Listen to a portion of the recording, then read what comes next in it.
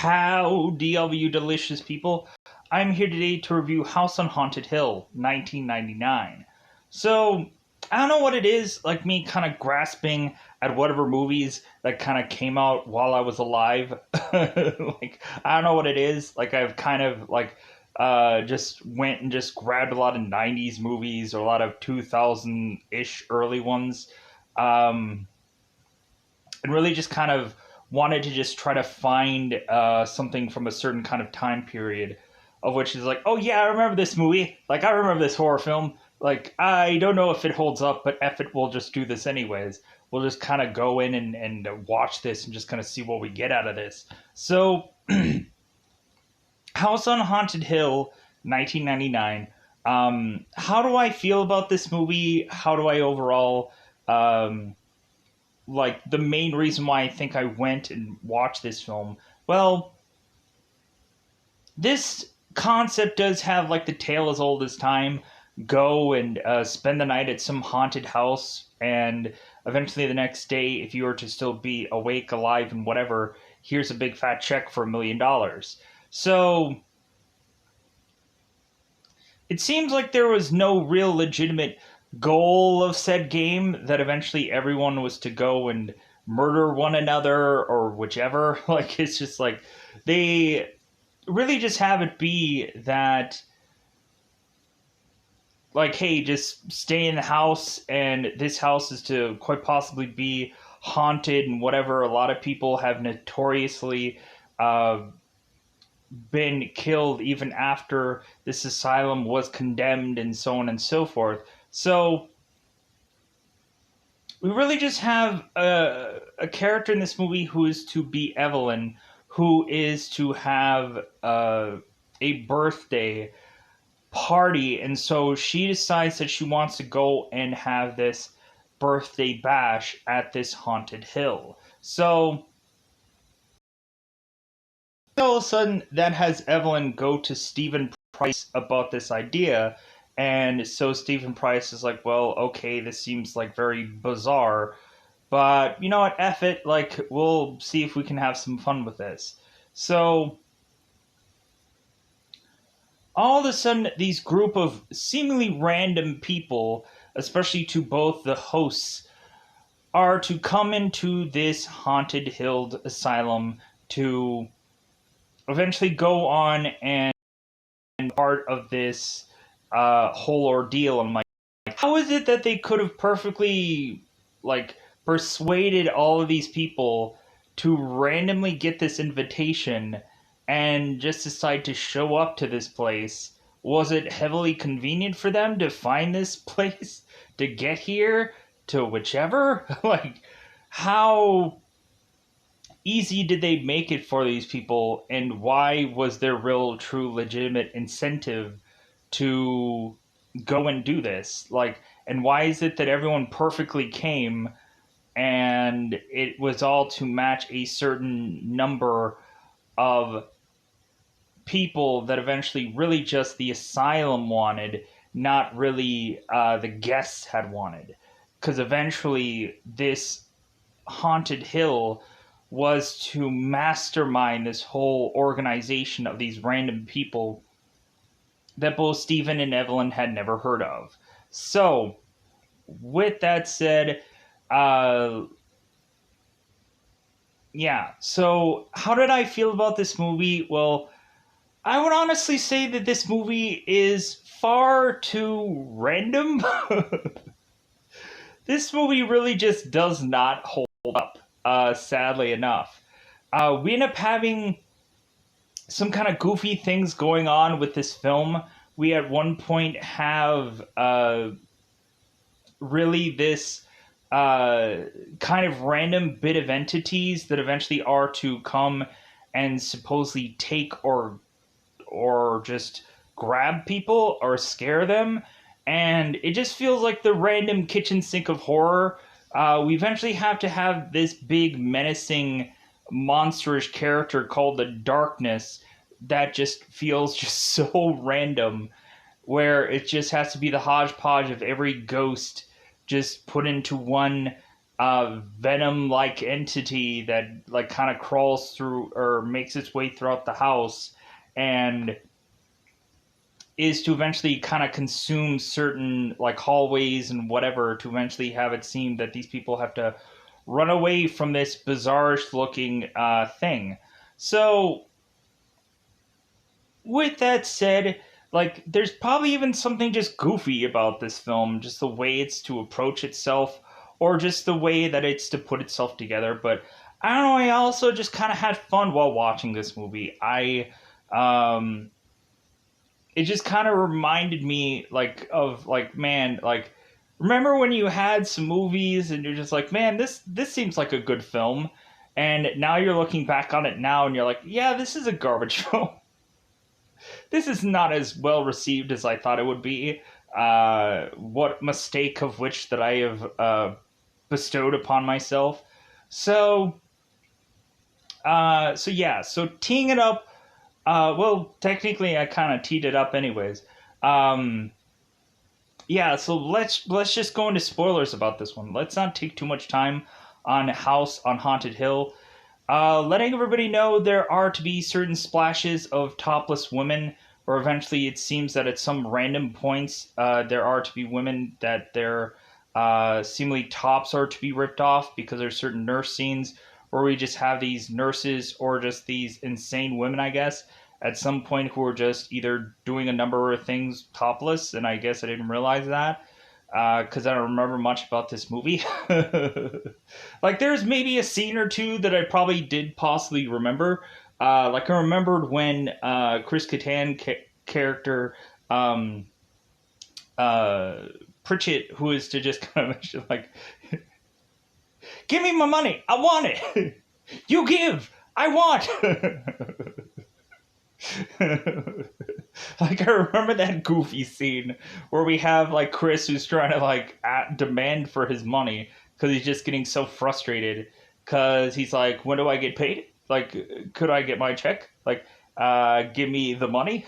Like, I have no interest in doing your stupid game. I want to get the F out here because I know full well what this house is to entail and you guys don't. And so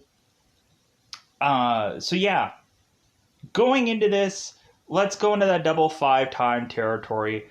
Because, like I said, where could you go to find this film? Where could you go to watch this film? If you're a person that is just like, well, like, Bashal, what this person had said that it's talking to you right now, I want to go and watch this movie regardless. You could probably go into a number of apps to dare, in fact, watch this.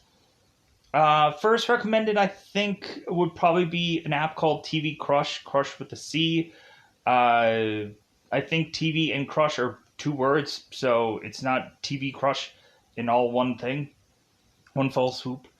Then eventually you could probably go into a number of just cluster of certain apps that I've kind of been recommending people over time. Fox HD Movies, you would have to go through Google Play to eventually go out of your way to find this app. Dare in fact go and search these words, Fox HD Movies, and find a logo that'll say Fox HD Movies, but bizarrely you'll end up having a title that says something different. And then eventually you can probably go into other apps like Letter C Movies. You can Google search that app there, and you should be able to quickly find an app where you can basically watch almost everything for absolutely free. And probably find this movie also there, and probably go watch it for free. So, let's go into that double 5 time territory. Let's just go into this thing. It's kind of interesting to see certain characters that are placed within this movie. We have like James, let me get this right. James Marsters, if I'm saying that right, Marsters, who a lot of people will probably know from Buffy. He's kind of in here for like a little short, brief time. He ends up playing a cameraman. We have Greg Nicotero, who a lot of people will probably know from The Walking Dead, and he's kind of like the behind-the-scenes guy, but he ended up playing a zombie in one of the episodes. He actually ends up playing this like roller coaster technician guy. You end up kind of seeing him grabbing and putting this fake body into this roller coaster. And I'm like, hey, that's Greg Nicotero. The guy from The Walking Dead. That's great. like, it's just kind of interesting that I kind of randomly am picking movies and all of a sudden I see like Greg Nicotero somewhere in there. Kind of really interesting. But anyways, let's go into spoiler time. Spoiler time. It's about that time again to spoil this movie. So very just beginning of this, we really just have a very goofy sequence because this movie is very goofy, weird, and odd. So, uh, we have in our midst us focusing on the asylum and going and saying how much that the asylum was to be like in high regard up until a certain point when eventually Dr. Vanacott was to Vonnegut. I'm gonna go with Vonnegut. That's probably pronounced. Um, the Doctor Vonnegut, was to eventually go and do these procedures, basically while someone was awake. He was to basically cut somebody open. We see this scene where a guy is to be obviously awake, and this doctor is just cutting right into this guy. So all of a sudden, we end up starting to just have a certain guy who's like kind of sharpening his pencils at this desk, kind of writing some things down. And so all of a sudden, weirdly, we just have all of the insane patients just deciding to all pile in around where this one pencil-esh like guy is, and he ends up getting stabbed numerous times with these pencils. And so all of a sudden we also end up getting where these patients are to kind of go into the room of where the doctor is doing this surgery and go on and also like tear through both in the nurses and also go and give this doctor some taste of his own medicine, so to speak.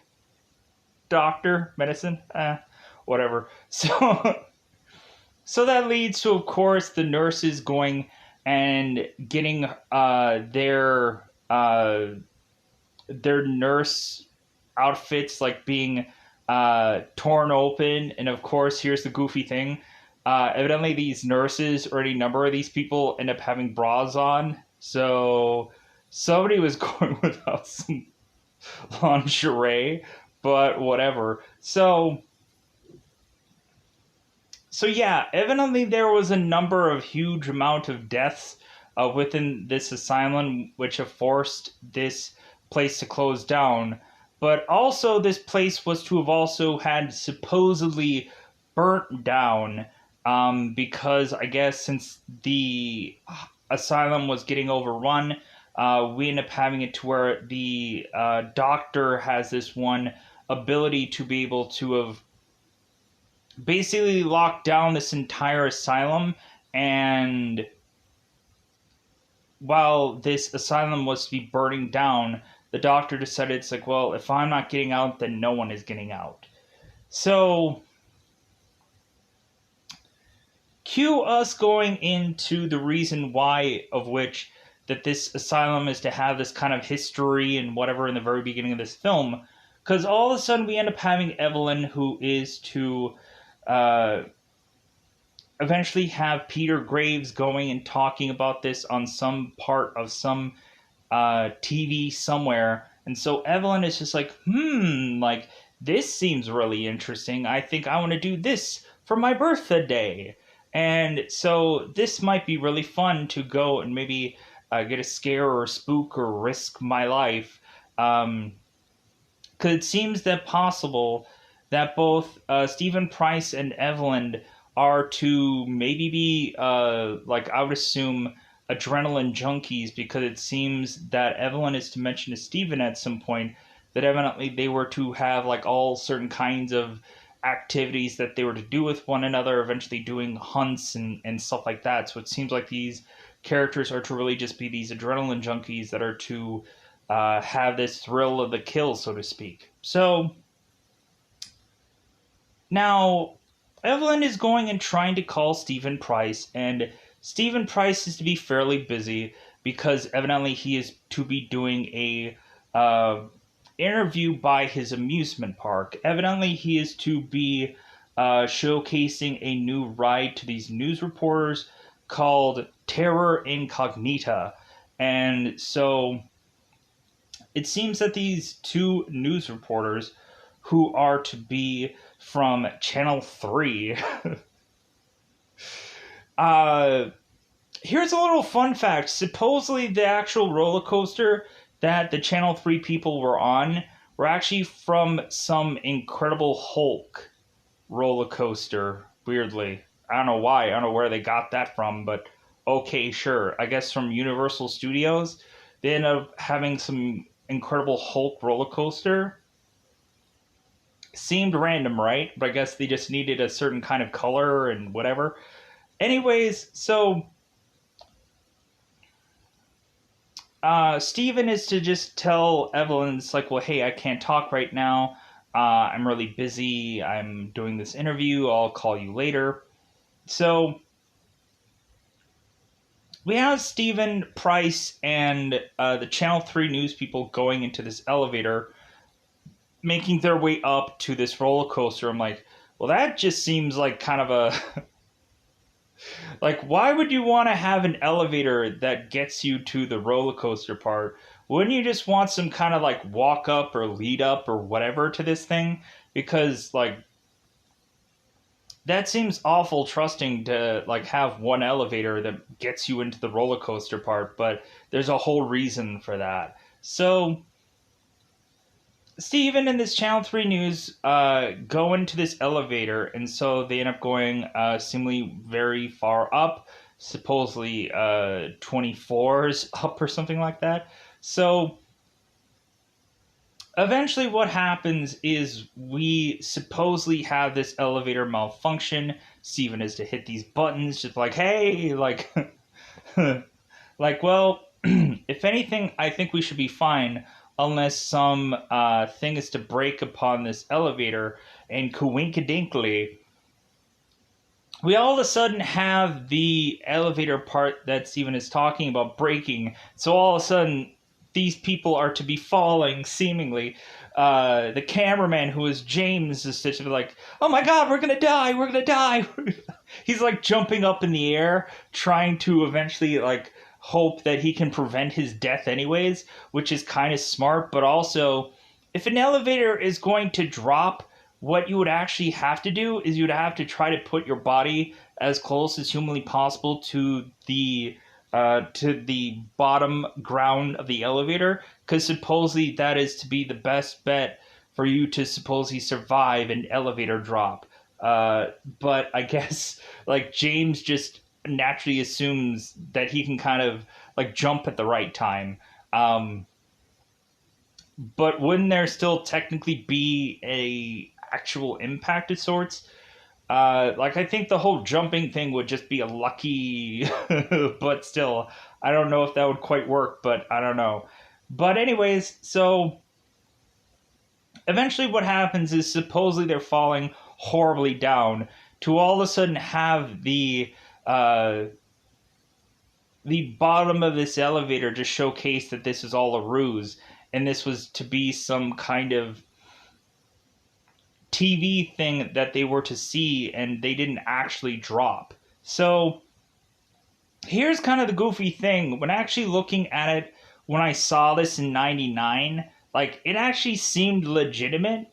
But looking back on it now, like, you could just see that, like, yeah, this does look fake. Even though you knew ahead of time, like, still you could see kind of like the imagery of it where it just doesn't look that crisp. But this is 99 for you. So, so the Channel 3 are to eventually go on and are to check out this new roller coaster. So they end up going into Lisa. Oh, the actual reporter, Lisa Loeb. I believe she's actually a musician of sorts. Like, I'm trying to think of like, did she end up? I think she ended up singing this one song where she was like something about stay today, something like, I'm trying to think about what it is. You say did. I don't remember the song, but like I think the song was maybe called Stay, but I'm not quite sure. Um, but anyways, like that just popped in my head when eventually I saw this woman in this movie. But anyways, so they end up going and doing this roller coaster, and so we end up having it to where eventually there's to be some technician that comes to Steven and is to mention that supposedly there's to be one part of this roller coaster that is to seemingly go unhinged. And so Steven is just like, well, like, we'll just make it as some kind of attraction. We'll just kind of make it as some kind of goofy thing that people will get afraid of. And then eventually we'll just kind of, we'll eventually just kind of ease their whatevers, because eventually there is to be supposedly some uh, part of the roller coaster where evidently a group of fake dummies were to all to fall off, to all of a sudden creates fear for the roller coaster riders ahead of them, and so they're like, "Oh my god, we're gonna die!" And then and then all of a sudden they end up kind of putting back the track to where all of a sudden it's to have them not die. So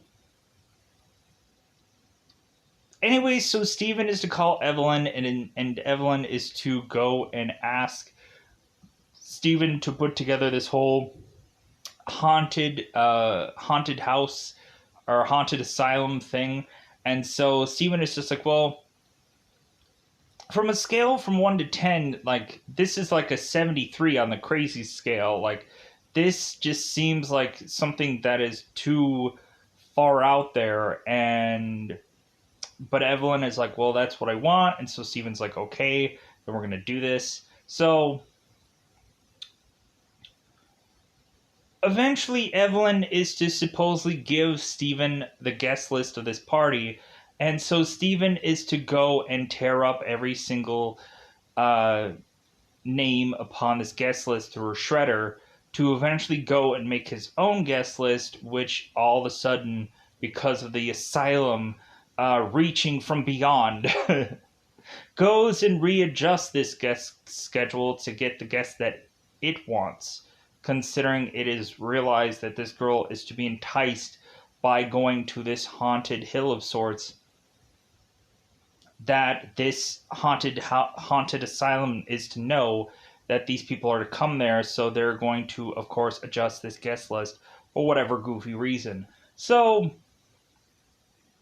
we now end up having all these people via hearse and weird kind of vehicles and whatever making their way to this haunted asylum. I say haunted asylum because I don't want to say haunted house, because technically it was an asylum. Like, I think they kind of repurposed it as some kind of house, but anyways, pushing on.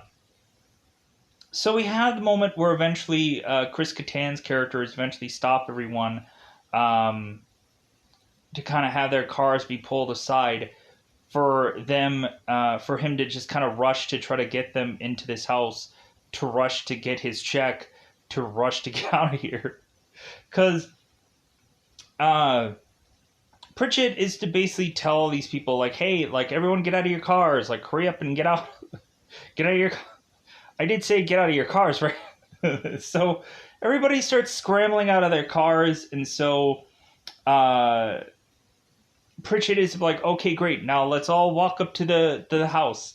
And everybody's like, well, wait a minute, like, I have some questions. And Pritchett is like, oh, great. Like, so people start rattling off some questions, and he's like, I don't know the answers to that. Go and ask Price. Like, every single question they are to ask, he's like, I don't know, ask Price. Like, I don't care. So eventually, Pritchett is to eventually go and grab this flashlight. And so these guys are like, okay, let's just start walking. So eventually, coincidentally, at the same time that Pritchett's to turn on this flashlight, we have the lights that are coming on at this haunted asylum. So we have really just Blackburn, who's like, oh, well, perfect timing, right? So they make their way to eventually go to this asylum, going in, and so we have Pritchett, who's just kind of hanging by the door because he's like, dude, I'm gonna freaking get out here as quickly as possible. And when seemingly Evelyn is to arrive, all of a sudden uh, we have Evelyn, who is to uh, go on and have seemingly this uh, glass painting that is to be kind of on the wall here ends up coming crashing down on her, and she almost narrowly avoids getting cut. Here's the goofy thing, though. So Eddie is to go and try to protect Evelyn from having this glass fall on her and her getting stabbed, but really we have it to where Eddie is just kind of pushing Evelyn almost into the fire, so to speak, much more so because when you look at where they're on this table, like they were like narrowly close to eventually having this huge chunk of this glass part eventually going right into possibly Evelyn's face. So did Eddie really protect this girl? I don't think so. But it is what it is. Evelyn is to eventually push Eddie off. We also have it to where Melissa is to eventually go before the glass is to break. She's to go and document the artistry upon this glass painting. And so immediately people are assuming or assessing that supposedly uh, like Price was to eventually go and put that up there, and Pritchett was to, of course, deny that, to just be like, no, like supposedly the doctor always wanted that up there. Supposedly there was something about it that just kind of helped his creativity for whatever goofy reason, because this is very dark and bizarre and whatever. But I guess we just have that kind of flowing for us here. So eventually, Pritchett is to, of course, be waiting for the arrival of Price, who eventually, once Evelyn and Eddie are to kind of make their way through almost getting glassed, Price makes his way down to just be like, oh, well, it seems like a while that Evelyn has ever muttered anything quite like this, because evidently she is to mention the words, get off me, you perv. So that's when Price ends up coming in with the perfect line of like, yeah, it's been a while since she's ever said that. So Price, of course, is to just be like, okay, I guess we're all here. And so, interesting enough, we have Evelyn, who's just kind of upset because all of her guests isn't here. Evelyn is, of course, to ask Price, like, hey, where's all my guests? And Price is like, dude, I shredded your list, but I came up with my own. And so eventually,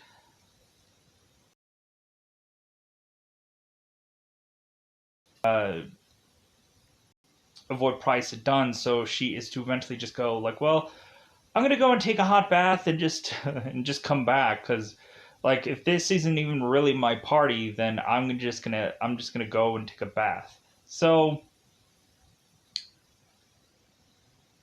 Price is to come back, and so and we end up having this time where we end up seeing both Evelyn and Price being really aggressive to one another, where they're like kind of really grabbing on to one another and all this kind of stuff, because they just really just hate one another. But then also there's to be this time where it's like, well, is this really just for show? Do they really hate one another? There's this kind of back and forth in me that, like, again, these people are just these weird adrenaline junkie-esh like people. So you're kind of having this back and forth of just like, are they really just having these moments or whatever?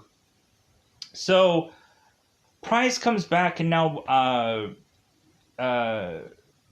Pritchard is just like, hey man, money, wallet, give me money. So Price is like, oh yes, yes, yes. So we have it to where Price is to eventually go and give Pritchard his money, but Price is to also persuade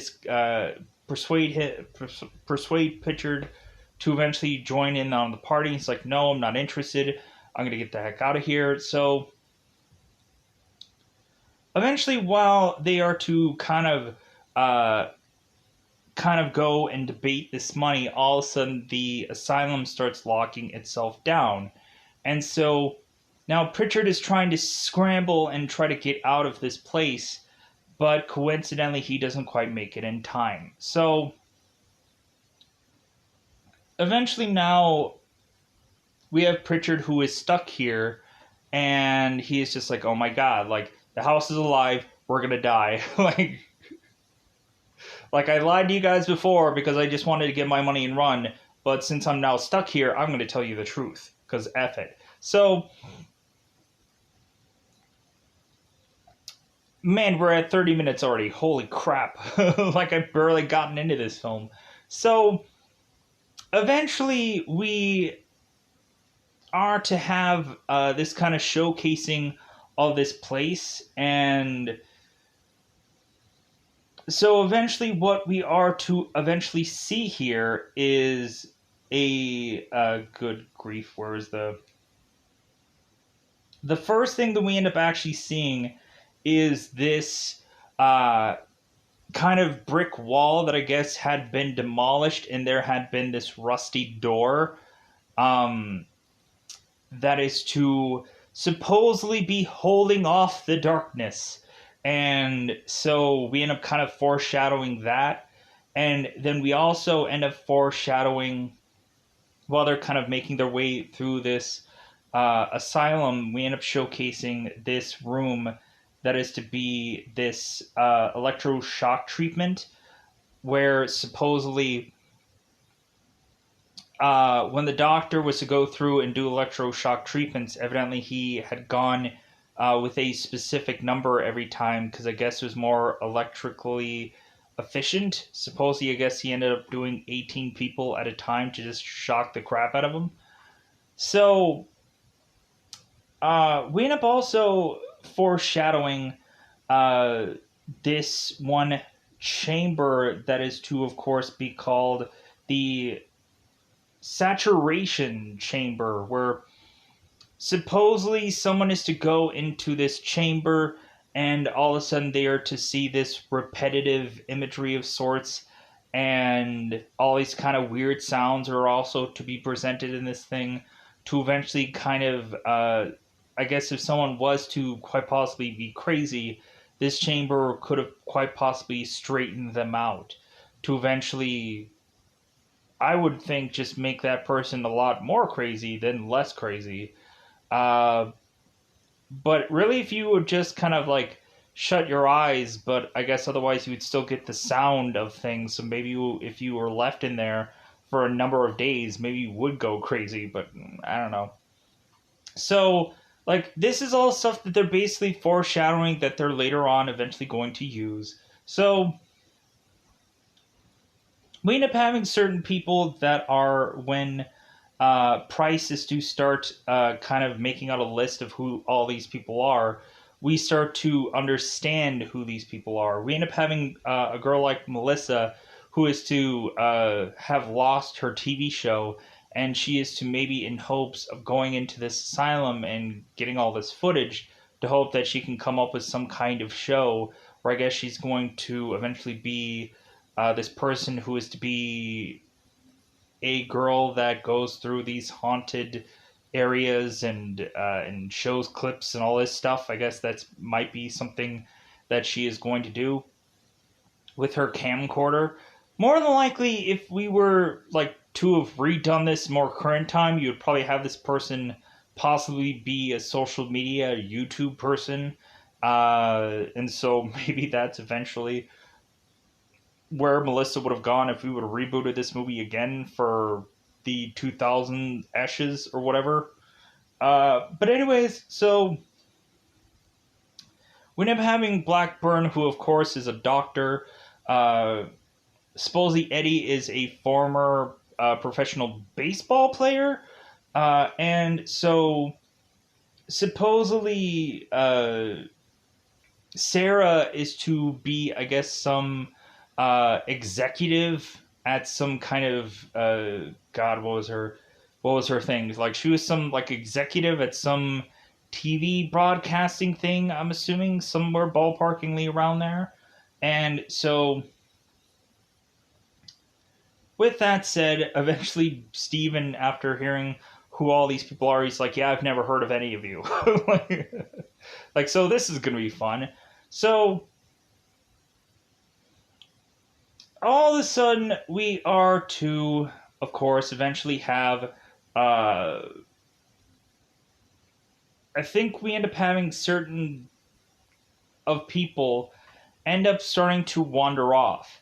We have Melissa who ends up going and wandering off onto going around into a part of this asylum, and eventually she is to go and camera record some hospital room where eventually she is to go and kind of look around to eventually find that her camcorder is to be recording something of something that she can't actually see with her own eyes. Like she's taking her camcorder and like, okay, I'm seeing some hospital like scene between this doctor and these two nurses that are going through and like, of course, doing some medical things on this person. But when I kind of put my camcorder down, all of a sudden this spot is to be bizarrely with nothing there.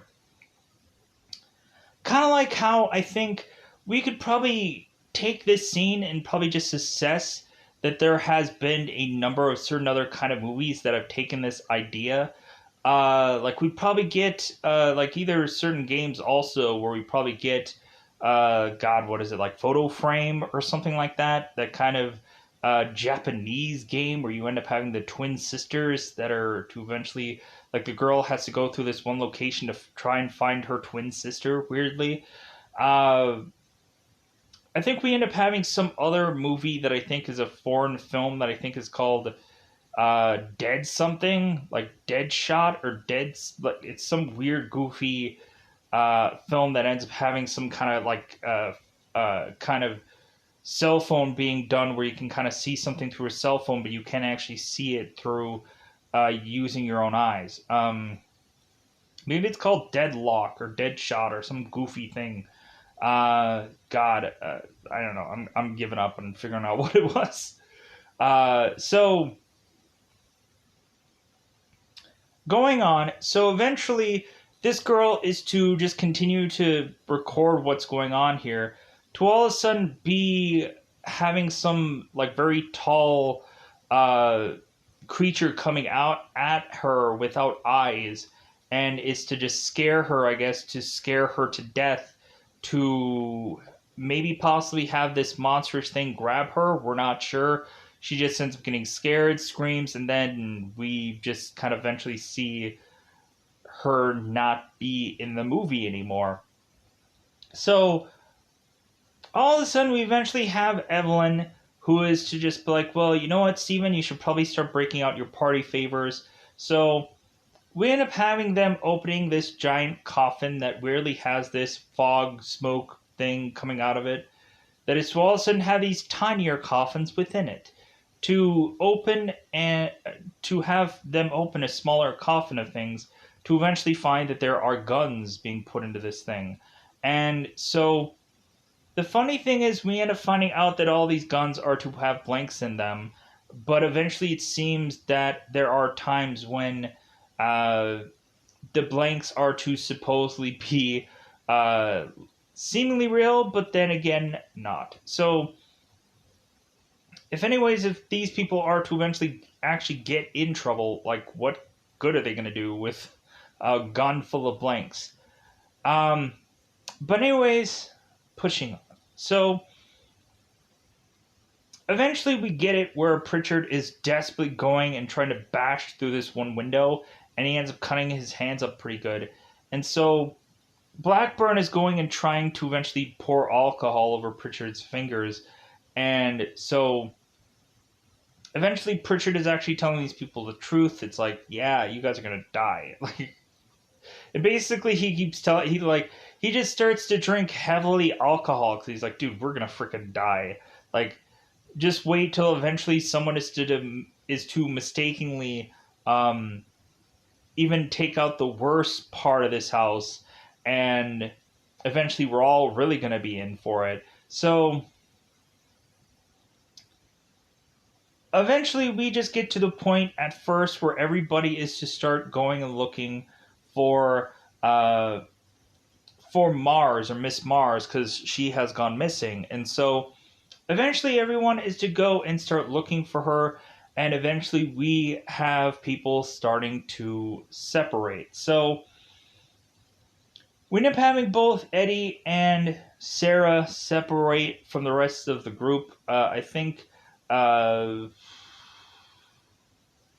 Pritchard just kind of stays and drinks, and so I think we end up having Price, Evelyn, and Blackburn kind of going on their own group.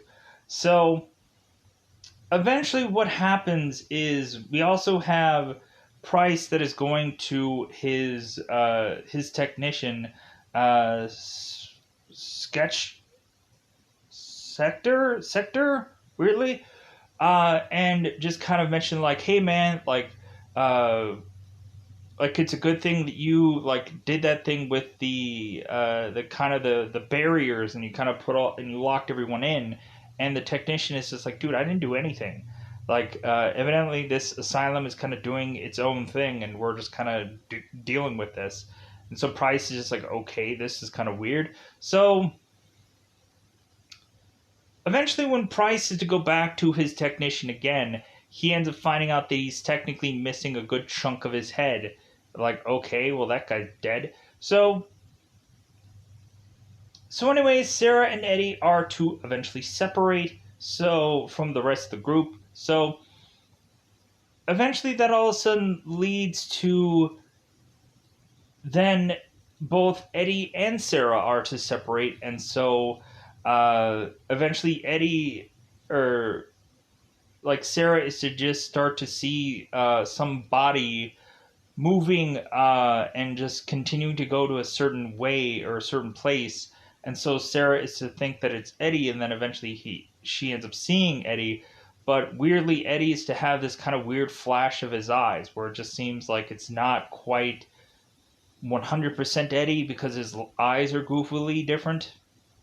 So all of a sudden, Sarah is to continue to follow Eddie, and so weirdly, we have Eddie who is to all of a sudden go into this one room where he ends up having this huge uh, blood like barrel that he ends up going and tossing himself in. And so now Sarah is going and scrambling to just like, oh my god, Eddie, what are you doing? And so she scrambles for him and desperately goes and tries to save him, and she's grabbing his hand. And so all of a sudden, we end up seeing Eddie, who's just like, Sarah, what are you doing? And then so all of a sudden, Sarah is to almost get dragged into this kind of drain pipe, very large drain pipe-ish like thing that is about the size of a barrel. That's hence why I said that. And so eventually Eddie is to figure out how to help Sarah get from this grasp of whatever this thing was to now have her like covered in blood. So eventually Sarah is to go and regroup with the group, and so eventually she is to be like, what the just happened? Like, I almost got myself kind of like just dragged into a thing of blood, and what is going on here?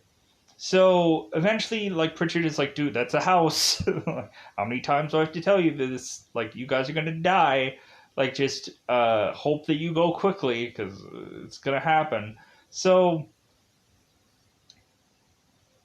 eventually now we have the entire group going and eventually going and scrambling again, because eventually we have it to where eventually Evelyn is to be in the electroshock therapy room, getting some electroshock therapy being done on her.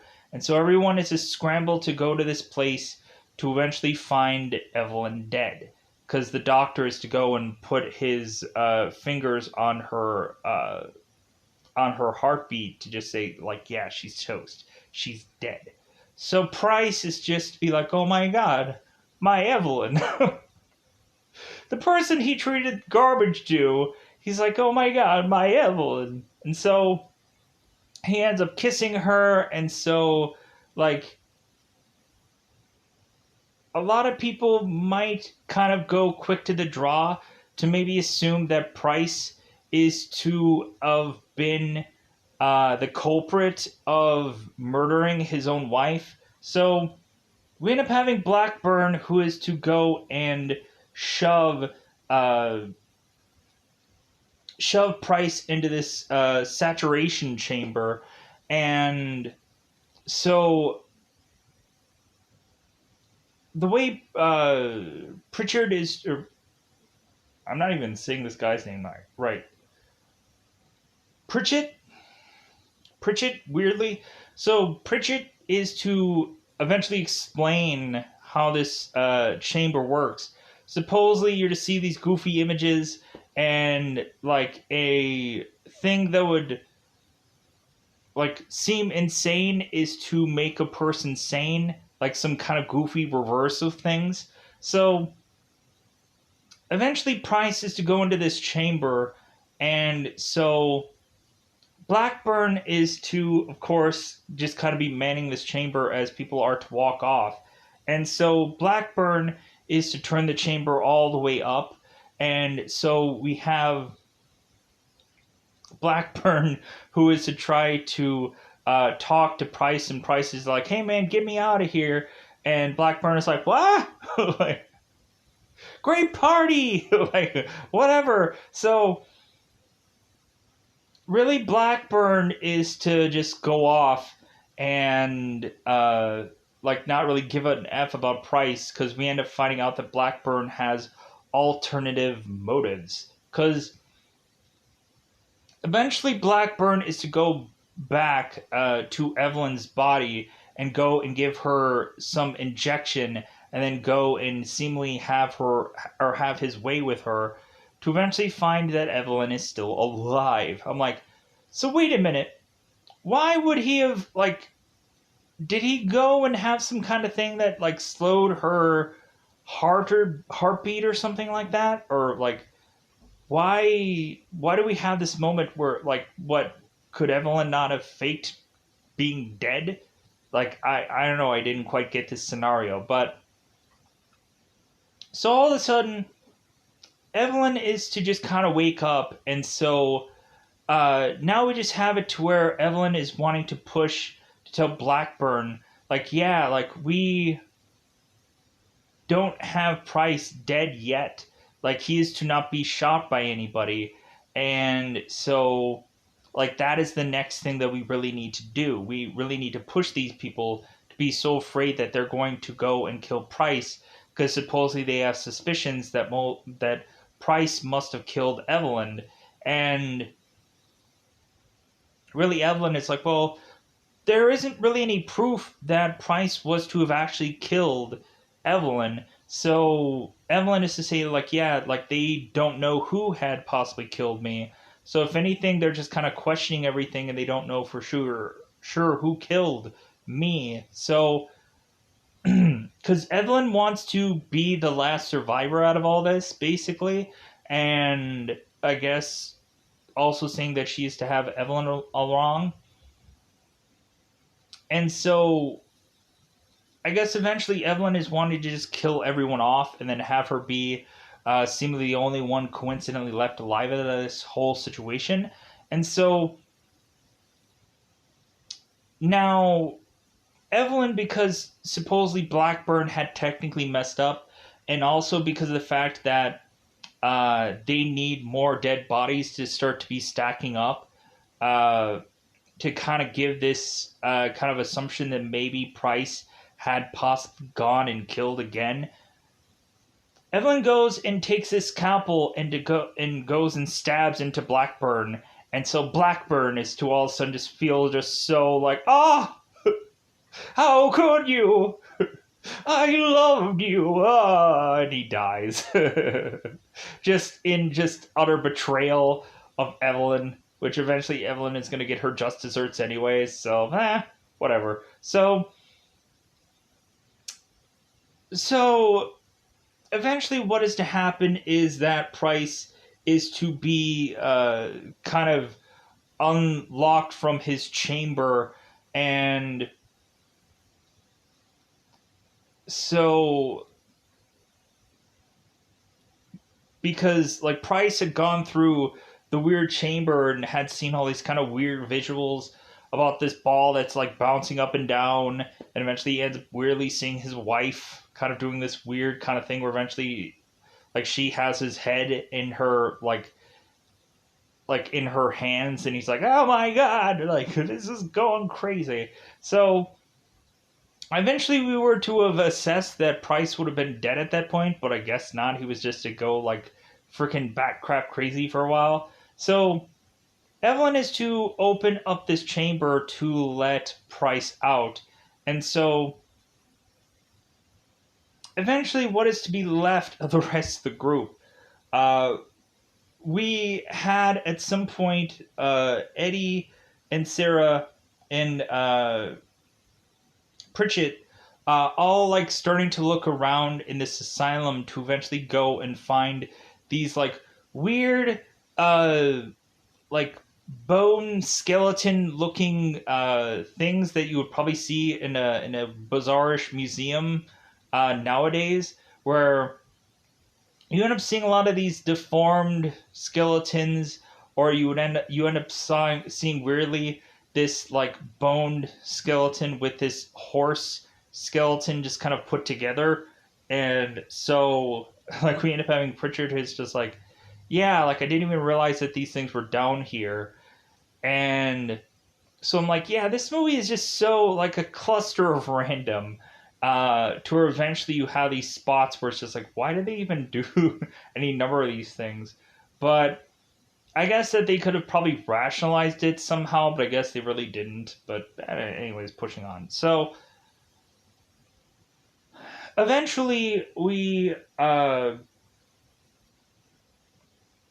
at one point where Sarah is to go and supposedly, I guess, looking for Mars, because I think she ends up starting to hear her, and so she ends up stumbling. Sarah ends up stumbling back to where these weird deformed bone skeleton statue things are, and so all of a sudden she ends up coincidentally bumping into Price.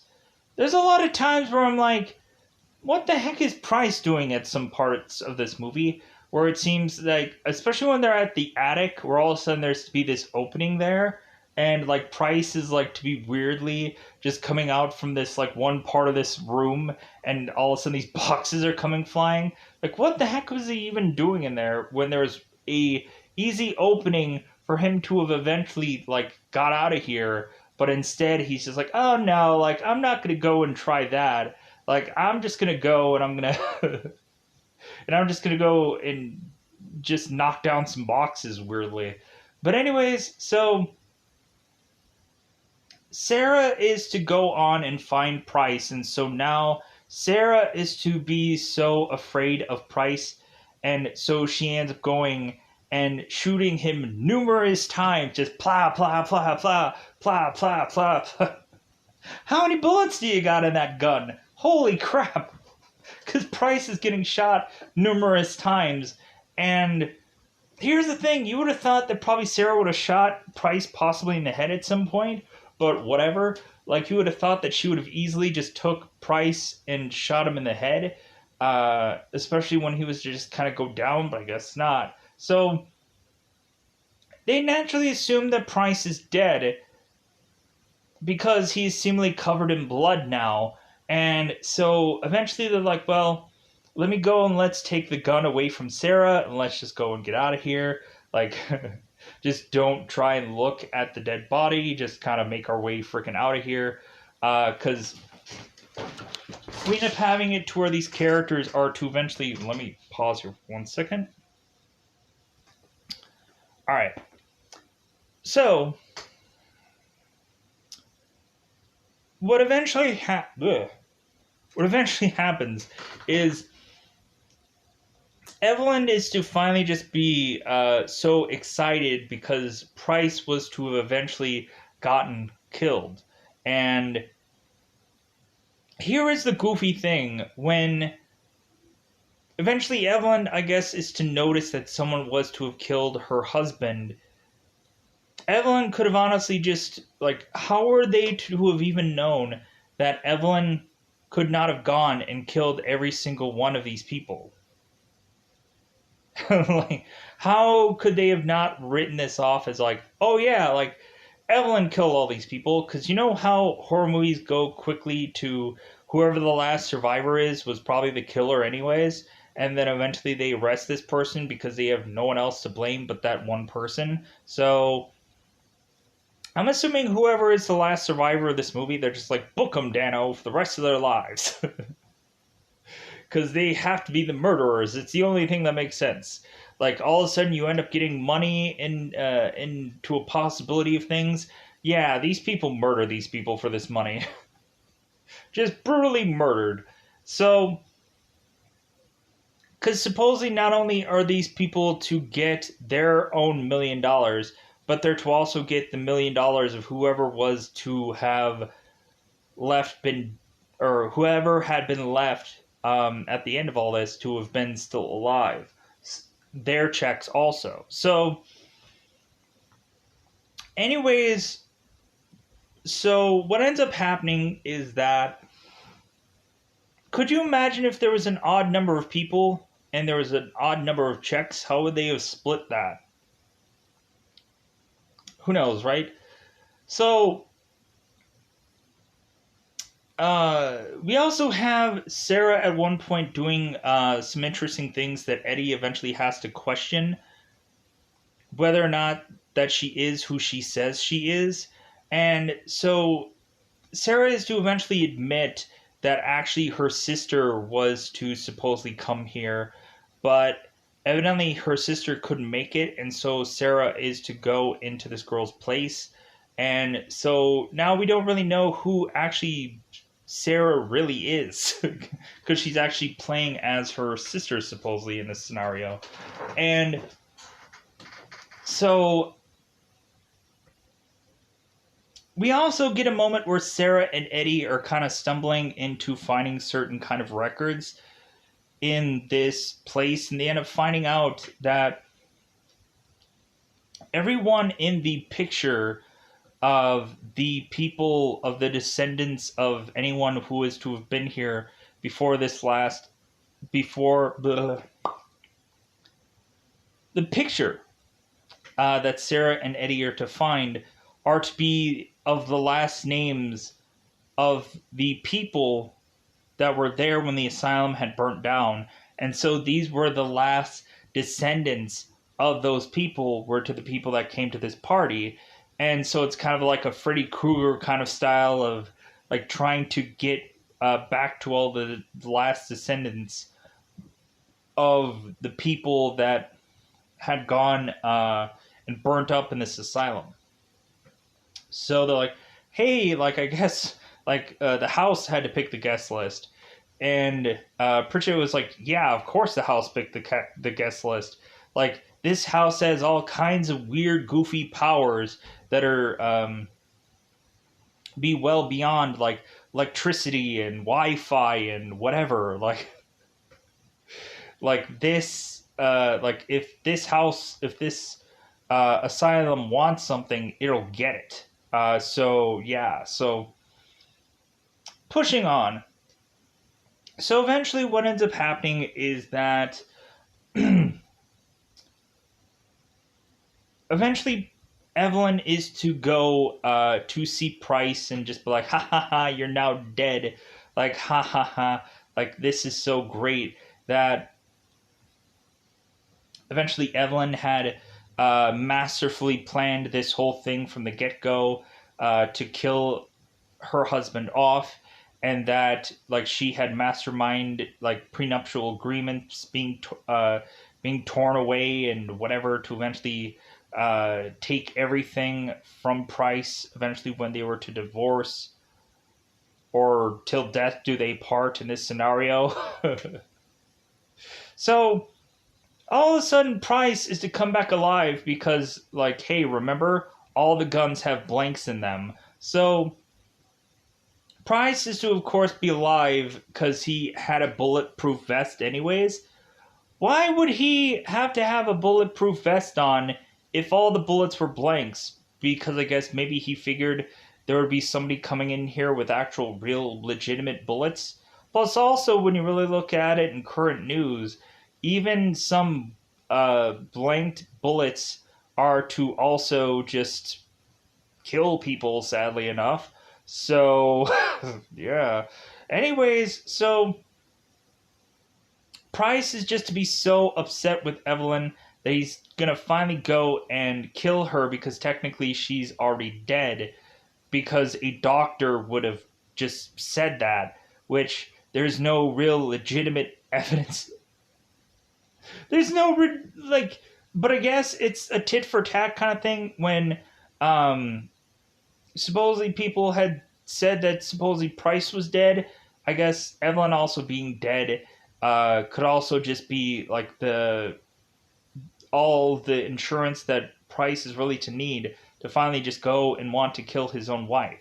So eventually Price is to go and shove Evelyn through that rusty door in the basement of this asylum, to all of a sudden have Price eventually almost make it through this door to eventually see all of a sudden the darkness going and trying to latch itself close to Evelyn. And Price is like, oh my god, like, Evelyn, get out of this room. Like okay, like things have gotten too far, we've unleashed something, so let's try to get the heck out of here. But too late. The darkness ends up going and consuming Evelyn, killing her off. So now Price is to go and of course run off like a crazy man. And so Pritchett, Eddie, and Sarah are all trying to go and use this one like metal piece to try to pry open this door, and that's not going to happen anytime soon. Plus, you also have some bars on this window anyway, so what are they even thinking? So all of a sudden Price is running from the darkness and he's telling everybody, run, run. So because eventually what ends up happening is Price is to go and bang on this door, and so Pritchett ends up going and helping Price by opening this door. And so Price ends up going and falling into this one side of this room, and all of a sudden Pritchett is to get consumed by the darkness. And so all of a sudden the darkness, I guess because it's kind of quickly kind of digesting Pritchett, all of a sudden is to back away for Price eventually to make it out of this door and to close the door and to tell both Eddie and Sarah to run. To where eventually, while the darkness is making its way through this hallway, Stephen is to have this weird, bizarrish, incoherent thought of something about pulley systems and weird, goofy, Esh-like things, to eventually just be like, hey, we need to scramble to the basement, or we need to scramble to the attic, because I'm sure there might be some kind of way to have some door or some kind of window or something opening through that kind of thing. So Price is just scramble to go to the attic to eventually find that he is to go and try to hit this bizarrish one kind of lever that doesn't quite work. It just breaks off some kind of thing of sorts, to where all of a sudden Price is to go and fling something in the air to all of a sudden hit this one lever that is to all of a sudden open this window seemingly a crack. And so Price is like, well, I guess I didn't need to be an engineer after all. So Price is to now yell at Eddie and Sarah to make their way up to this attic, and so they are, of course, ending up running in there. So by the time that both Sarah and Eddie are to make it up there, Price is now like goofily like coming out of some section of some boxes where I guess maybe he was technically hiding for a while until Sarah and Eddie were to arrive. So all of a sudden the darkness is coming at Sarah. Price goes and does the sacrifice play to push Sarah out of the way for all of a sudden Price to get consumed by this darkness. And so, man, that's gotta suck that he's probably to be left uh, to have been like just forced to be like tortured probably for the rest of his life when he did do the right thing. So, as well as Pritchett. Uh, so what ends up happening, of course, is Sarah is to be able to make it through this window, and so all of a sudden it ends up closing on Eddie, and so Eddie's to now seemingly be close to be consumed by this darkness, and Eddie's like, "Why am I even doing this? I'm adopted." And so all of a sudden Pritchett is to eventually go and pull these levers to, of course, end up having there being a crack for Eddie to just kind of make his way through. And so then they end up like sealing this asylum in. And so these two characters who are relieved because all this is over, all of a sudden coincidentally have a envelope that is kind of also making its way through this crack to all of a sudden let these people know, like, hey, like, for whomever is to survive the night, here's some big fat checks. So, like, live your best life after this, because you technically earned it, because it's technically now sunrise, and you guys just had to survive the night. So, so yeah, I think that's all that I had to say about House on the Haunted Hill. I know that this is an hour and 30-minute movie, so I'm going to get the heck out of here. Bye, everybody. Bye, everybody. Oh, and if there's anything that I probably forgot about, or if there's maybe some detailish stuff that I didn't kind of quickly mention, it's probably because I wanted to quickly just talk about some of this stuff in detail. But there's probably some stuff that I rushed about, but without a doubt, I try to get as much better as specifics as some people and some stuff where eventually I've seen certain kind of reviews at certain kind of times. So otherwise, I'm gonna get out of here. Bye, buddy. Bye, buddy.